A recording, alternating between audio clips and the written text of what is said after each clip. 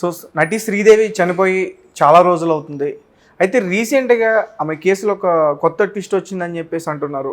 ఒక దేవి అనే వ్యక్తి కొన్ని డాక్యుమెంట్స్ బయటికి తీసింది. సో మరి ఆ డాక్యుమెంట్స్లో ఏమున్నాయి? శ్రీదేవి గారి మరణం గురించి ఏమైనా ఆ డాక్యుమెంట్స్లో ఉన్నాయా? ఇప్పుడు ఇది ఒక కొత్త మలుపు అని చెప్పచ్చు. ఎందుకంటే శ్రీదేవి 2018 ఫిబ్రవరి 24న చనిపోయింది దుబాయ్లో. సో అప్పటి నుంచి కూడా ఆమె మరణానికి సంబంధించి అనేక సందేహాలు, మిస్టరీలు ఉన్నాయి. అయితే ఇండియన్ గవర్నమెంట్ అయితే దాని మీద ఏ రకమైన విచారణ మేము చేయాల్సిన అవసరం లేదు. ఆల్రెడీ దుబాయ్ గవర్నమెంట్ డీటెయిల్గా విచారణ చేసి అది యాక్సిడెంటల్ డ్రౌనింగ్ డెత్, అంటే ప్రమాదవశాత్తు బాత్ టబ్లో మునిగి చనిపోయింది అనేది వాళ్ళు తేల్చారు. కాబట్టి కొత్తగా మేము తేల్చాల్సిన అవసరం లేదన్నారు. అప్పుడే కొంతమంది సుప్రీంకోర్టులో కూడా కేసు వేశారు. సుప్రీంకోర్టు కూడా వాళ్ళ పిటిషన్లు కొట్టేసింది, అవసరం లేదు కొత్తగా దీని విచారణని. అయితే ఇప్పుడు దీప్తి పిన్నిటి అనే ఒక ఇన్వెస్టిగేటివ్ జర్నలిస్ట్ ఒక సంచలనాన్ని క్రియేట్ చేసిందని చెప్పచ్చు. ఆమె కొత్త డాక్యుమెంట్స్ని ప్రవేశపెట్టింది. అవి ఏంటంటే అక్కడ దుబాయ్లో హాస్పిటల్, ఈమెను ఏ హాస్పిటల్లో తీసుకెళ్లారో హాస్పిటల్కి సంబంధించిన హెల్త్ రికార్డ్సు, తర్వాత ఒరిజినల్గా ఇచ్చిన పిఎం అంటే పోస్ట్ మార్టం రిపోర్టు. ఆమె చెప్పేది ఏంటంటే ఇప్పటివరకు బయటకు వచ్చిన పోస్ట్ మార్టం రిపోర్ట్ ఫేక్, నేను పెడుతున్న పోస్ట్ మార్టం రిపోర్టే కరెక్టు అనేది కూడా ఆమె చెప్తుంది. ఆమె చాలా టీవీ ఛానల్కి ఇంటర్వ్యూలు ఇచ్చింది గత కొంతకాలం నుంచి. అయితే ఆమె మీద సిబిఐ వాళ్ళు కేసు పెట్టారు లాస్ట్ ఇయర్. ఇప్పుడు సిబిఐ ఛార్జ్షీట్ ఆమె మీద పెట్టింది. సో అసలు ఆమె ఏం చెప్పింది, సిబిఐ ఎందుకు ఆమె మీద కేసు పెట్టింది, అసలు ఈ డెత్ మిస్టరీ ఏంటి అనే విషయాలు మనం చూసుకున్నప్పుడు బ్రీఫ్గా ఆమె ఎలా చనిపోయింది అనుకున్నప్పుడు, ఆమె ఫిబ్రవరి 20th 2018 ఇక్కడ నుంచి తన చిన్న కూతురు ఖుషీతో కూడా దుబాయ్ వెళ్ళింది. వాళ్ళ మేనల్లుడు మోహిత్ మార్వాకి పెళ్ళి, ఆ పెళ్ళికి అటెండ్ అవ్వడానికి ఆమె వెళ్ళింది. వెళ్ళిన మన ఎయిర్పోర్ట్లో ఫోటోలు, అక్కడ దిగిన ఫోటోలు ఉన్నాయి. తర్వాత ఆ పెళ్లి సందర్భంగా డ్యాన్స్ కూడా వేసింది శ్రీదేవి, ఆ డ్యాన్స్ వీడియోలు కూడా ఉన్నాయి. దాని తర్వాత ఖుషి ఇండియాకి వచ్చేసింది. ఈయన కూడా వెళ్ళి ఈయన 22nd బోనీ కపూర్ లక్నోలో ఒక మీటింగ్ అటెండ్ అవ్వడానికి ఈయన వచ్చేసాడు. అయితే శ్రీదేవి తన పెద్ద కూతురు జాన్వి 21st బర్త్డే వస్తుంది త్వరలో అని చెప్పి ఆ బర్త్డేకి సంబంధించి బట్టలు షాపింగ్ చేయడానికి ఆమె దుబాయ్లోనే ఆగింది. ఆమె వచ్చి జుమైరా ఎమిరేట్స్ టవర్స్ అనే హోటల్లో 2201 2201 రూమ్ నెంబర్ దాంట్లో దిగింది. అయితే ముందుగానే ఆమెకు సర్ప్రైజ్ ఇద్దామని బోనీ కపూర్ అనుకున్నాడు. 24th ఆమెకు తెలియకుండా చెప్పకుండా వెళ్ళి సర్ప్రైజ్ పార్టీ ఇద్దామని వాళ్ళ మ్యారేజ్ డే సందర్భంగా అనేది ముందుగానే ప్రిపేర్ చేసుకున్నాడు. సో ఆ రోజు ఈవినింగ్ 6:30కి ఆ హోటల్కి వెళ్ళి ఆమెకు సర్ప్రైజ్ ఇచ్చాడు. ఆ తర్వాత వాళ్ళు ఒక 1/2 అవర్ మాట్లాడుకున్నారు. దాని తర్వాత బయటికి డిన్నర్ అతను ఆల్రెడీ ఒక హోటల్లో బుక్ చేసి పెట్టాడు. సో ఆ డిన్నర్కి వెళ్దామన్నప్పుడు ఈమె బాత్ టబ్లోకి వెళ్ళింది. ఒక 15 minutes వరకు కూడా రాలేదు. మామూలుగా త్వరగానే వస్తానని చెప్పి వెళ్ళింది. ఎంతసేపు రాలేదని ఇతను చూశాడు. సో ఆ డోర్ కూడా బాత్ టబ్ డోరు సరిగ్గా లేదు. దాంతో ఆమె స్పృహ పడిపోయింటే ఇమీడియట్గా హోటల్కి ఫోన్ చేసి హాస్పిటల్కి తీసుకెళ్లారు. బట్ ఆల్రెడీ డెత్ అని చెప్పారు. దాని తర్వాత అక్కడ పోలీసులు దీని మీద విచారణ మొదలుపెట్టారు. ఆ తర్వాత పోలీసుల నుంచి కేసు కోర్టు లాంటి దానికి వెళ్ళింది అక్కడ. సో అంతా కలిసి రిపోర్ట్ దీంట్లో టాక్సికాలజీ రిపోర్ట్లో కూడా ఇది యాక్సిడెంటల్ డ్రౌనింగ్ అని చెప్పారు. సో ఫైనల్గా అది మన అనిల్ అంబానీ ఫ్లైట్లో ఆమెని తీసుకుని ఇండియాకి వచ్చారు. దాని తర్వాత ఆమె చనిపోయిందనే విషయాన్ని వాళ్ళ బావమరిది సంజయ్ ఖన్నా, సంజయ్ కపూర్ ఆయన అనౌన్స్ చేశాడు. అంటే వీళ్ళ బోనీ కపూర్ వాళ్ళ తమ్ముడు.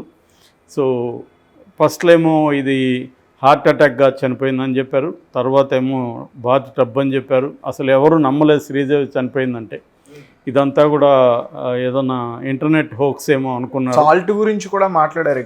అది తర్వాత ఆయన మాట్లాడుతూ ఒక దాంట్లో ఆమె క్రాష్ డైట్ ఎప్పటి నుంచో తీసుకుంటుంది. మా పెళ్ళి అయినప్పటి నుంచి కూడా ఆమె అనేక సార్లు ఇలాగ పడిపోయింది తప్పి ఆమె డైట్ తీసుకుంటుంది. ఆమె ఆ డైట్లో సాల్ట్ ఆల్మోస్ట్ తినదు. దానివల్ల ఆమెకు లో బీపీ ఉంది. కాబట్టి అలాగా ఆమె స్నానానికి పోయినప్పుడు పడిపోయి ఉండొచ్చు నీళ్ళల్లో. సో అలా చనిపోయి ఉండే అవకాశం ఉంది అని చెప్పారు. బట్ పోస్ట్ మార్టం రిపోర్ట్లో ఆమె బాడీలో ఆల్కహాల్ కూడా కొద్దిగా కంటెంట్ ఉందనేది కూడా తేలింది. సో ఈయన వెళ్ళకముందు ఆమె ఏమన్నా ఆల్కహాల్ తీసుకుందా, ఈయన వెళ్ళినాకైతే మేము ఇద్దరం తీసుకోలేదని చెప్పాడు. సో వెళ్ళక ముందేమన్నా తీసుకునిందా అనేది తెలియదు. సో ఇది జనరల్గా ఇప్పటివరకు బయటకు వచ్చిన స్టోరీ. అయితే దీని మీద రకరకాల కాన్స్పిరసీ థియరీస్ కూడా వచ్చాయి. ఆమె మీద 200 కోట్ల ఇన్సూరెన్స్ ఉందని, ఆ మనీ కోసం ఇతని భర్తే బోని కపూరే చంపేశాడన్న విమర్శలు వచ్చాయి. ఓపెన్గా కూడా చాలామంది మాట్లాడారు.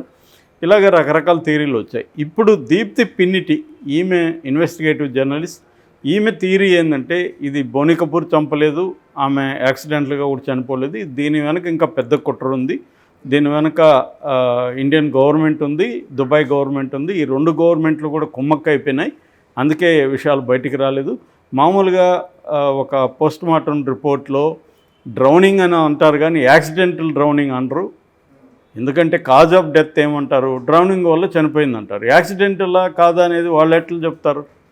అది చెప్పాల్సింది ఇన్వెస్టిగేటివ్ ఏజెన్సీలు కదా అనేది ఈమె ఒక ప్రశ్న, ఈమె వేసిన ప్రశ్నలో.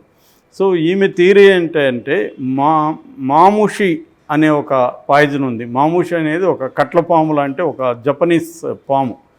దాని విషయాన్ని 5 రోజుల ముందే ఇచ్చారు. అంటే దుబాయ్కి వెళ్ళకముందే ఈమెకి ఇండియాలోనే ఇచ్చారు. అది కూడా మిల్క్ సాలిడ్లలో కలిపి ఈమెకి ఇచ్చారు. అది ఎందుకు అలాగ ఇచ్చారంటే అది స్లోగా పనిచేస్తుంది. మిల్క్ సాలిడ్లో ఇవ్వడం వల్ల ఆ పాయిజన్ స్లోగా బాడీ మీద పనిచేస్తుంది. వీళ్ళ ప్లాన్ ఏంటంటే ఆమె దుబాయ్ వెళ్ళినప్పుడు దుబాయ్లో పార్టీలో చనిపోయే విధంగా వాళ్ళు ప్లాన్ చేశారు. డ్యాన్స్ చేస్తూ చనిపోతే కరెక్ట్గా ఉంటుంది అనుకున్నారు. కానీ ఆమె ఈ డైట్ అవన్నీ ఫాలో కావడం వల్ల స్ట్రాంగ్గా ఉంది కాబట్టి అక్కడ ఆమె జరగలేదు. మామూలుగా ఈ పాయిజన్ ఏంటంటే ఇంటర్నల్ ఆర్గాన్స్ ఫెయిల్యూర్ జరుగుతుంది, ఫైనల్గా హార్ట్ ఫెయిల్ అవుతుంది, అలాగా చనిపోతారు ఈ పాయిజన్ వల్ల. సో అదొకటి. రెండోది పోస్ట్ మార్టంలో బయటపడకూడదు అనేసి కూడా వీళ్ళు ఈ మిల్క్ సాలిడ్లలో కల్పించారు దీన్ని, అందువల్ల పోస్ట్ మార్టంలో కూడా రాలేదు. సో ఇది నా ఇన్వెస్టిగేషన్లో బయటపడింది. నేను కొంత డిఫెన్స్ ఇంటెలిజెన్స్ వాళ్ళ సహాయం తీసుకున్నాను. నా ఫ్రెండ్స్ కొంతమంది దుబాయ్ వెళ్ళారు, వాళ్ళు ఈ హాస్పిటల్లో ఇక్కడంతా రికార్డులు సంపాదించారు. అక్కడ దుబాయ్లో ఏంటంటే సెంట్రలైజ్డ్ హెల్త్ రిపోర్ట్స్ అన్నీ కూడా ఒక దగ్గర ఉంటాయి. ఆ దేశంలో ఎక్కడ ఏ హాస్పిటల్లో ఏం జరిగినా కూడా సెంట్రలైజ్డ్గా డాక్యుమెంటేషన్ ఉంటుంది. సో దాని ద్వారా మా వాళ్ళు సంపాదించారు. దాంట్లో క్లియర్గా మాముషి పాయిజన్తో చనిపోయిందనేది ఉంది రిపోర్ట్లో. కానీ దాన్ని దాచిపెట్టి ఫేక్ రిపోర్ట్ని ఈ గవర్నమెంట్ సప్లై చేసింది. నా దగ్గర మోడీ ఆఫీస్ నుంచి రాజ్నాథ్ సింగ్ డిఫెన్స్ మినిస్టర్ ఆయన ఆఫీస్ నుంచి కూడా డాక్యుమెంట్స్ ఉన్నాయి అనేది ఆమె అన్ని డాక్యుమెంట్స్ టీవీలో చూపిస్తూ యూట్యూబ్ ఛానళ్ళల్లో ఆమె తన వాదనని ప్రవేశపెట్టారు. ఇది అంతర్జాతీయ కుట్ర ఉంది, నేను అన్ని విషయాలని ఇప్పుడు నేను బయటికి తీసుకురాలేను, నేను కోర్టుకి వెళ్తాను, కోర్టుకి చాలాసార్లు వెళ్ళడానికి ట్రై చేసినప్పుడు కోర్టు హాలిడేస్ అన్నారు అని కోర్టుల మీద కూడా ఆమె విమర్శ చేసింది. కోర్టులకు ఇన్ని హాలిడేస్ ఎందుకు, న్యాయ వ్యవస్థ ఇప్పటికే కోట్ల కేసులు పెండింగ్లో ఉంటే కోర్టులు ఇన్ని హాలిడేస్కి అవసరమా అనేది కూడా ఆమె ప్రశ్నించింది. సో ఆమె తరపున ఒక అడ్వకేట్ కూడా భరత్ సురేష్ కామత్ అనే ఒక అడ్వకేట్ కూడా ఆమె తరపున ఇప్పటి నుంచి పనిచేస్తున్నాడు. సో ఆమె నాకు ఒక పెద్ద నెట్వర్క్ ఉంది, ఇన్వెస్టిగేటివ్ నెట్వర్క్, దీని ద్వారా నేను బయట పెడతాను అని ఆమె చెప్పింది. మీకెందుకు ఇంట్రెస్ట్ అన్నప్పుడు నాకు శ్రీదేవి అంటే చిన్నప్పటి నుంచి కూడా నేను ఫ్యాన్ని. 2007లో కూడా ఆమె నేను వెళ్ళి కలిశాను. సో నాకు శ్రీదేవి డెత్ మిస్టరీ తెలుసుకోవాలనిపించింది. నేను నమ్మలేదు వీళ్ళు చెప్తున్న కథనాన్ని అని ఆమె చెప్పింది. ఆమె ఇదే కాకుండా సుశాంత్ సింగ్ రాజ్పుట్ మరణం మీద కూడా ఆమె ఇన్వెస్టిగేషన్ చేస్తుంది. చాలాసార్లు ఆమె నిర్భయంగానే మాట్లాడుతుంది. నేను రీసెంట్ ఇంటర్వ్యూ కూడా చూశాను. 3 నెలలకు ముందు కూడా లేబ్రింత్ అనే ఒక ఛానల్కి ఆమె డీటెయిల్గా ఇంటర్వ్యూ ఇచ్చింది. ఆ ఇంటర్వ్యూలో కూడా ఆమె ఏమాత్రం తొనకుండా బెనకుండా మొత్తం చెబుతుంది. సో ఆమె చెప్పేదాన్ని మరి మనకు ఫ్యాక్ట్స్ తెలియదు కాబట్టి ఆమె చెప్పేవి నిజమే అనిపిస్తుంది, కన్విన్సింగ్గా ఉంది, లాజికల్గా ఉంది. నిజమే డ్రౌనింగ్ అని చెప్పాలి కానీ యాక్సిడెంట్లా కాదా అనేది పోస్ట్ మార్టం రిపోర్ట్లో ఎలా చెప్తారనే ప్రశ్న లాజికల్గానే ఉంది. అట్లాగే హడావిడిగా తీసుకొచ్చారని, అక్కడ పోలీసులు సరిగా ఎంక్వైరీ చేయలేదని, రెండోది ఎక్కడో పెళ్ళి రసెల్ దీంట్లో కెమాలో జరిగితే ఇక్కడే వరకు హోటల్కి ఎందుకు వచ్చింది ఆమె, 150 కిలోమీటర్ల డిస్టెన్స్ ఉంది, సో ఇతను ఎందుకు మళ్ళీ సడన్గా పోయాడు, ఈ సర్ప్రైజ్ ఏంటి, ఇవన్నీ ఆమె అనేక డౌట్లు ఉన్నాయి దీంట్లో అనేది చెప్తుంది. సో ఆమె చెప్పే ప్రకారం విషప్రయోగం ఇండియాలోనూ జరిగింది, దుబాయ్లో కాదు. సో వాళ్ళు ఎందుకు సీసీటీవీ ఫుటేజ్లు కూడా బయటికి తీసుకురాలేదని చెప్తుంది. ఇలా అనేక లూప్ హోల్స్ ఈ కేసులో ఉన్నాయనేది ఆమె చెప్తుంది. సో దీని మీద సిబిఐ కేసు పెట్టింది ఆమె మీద 120B క్రిమినల్ కాన్స్పిరసీ, తర్వాత ఫోర్జరీ. ఈ డాక్యుమెంట్స్ అన్నా కూడా ఫోర్జరీ అని చెప్తున్నారు సిబిఐ వాళ్ళు. ఛార్జ్షీట్ వేశారు నిన్న, అందువల్ల మళ్ళీ ఇది వైరల్ అవుతుంది.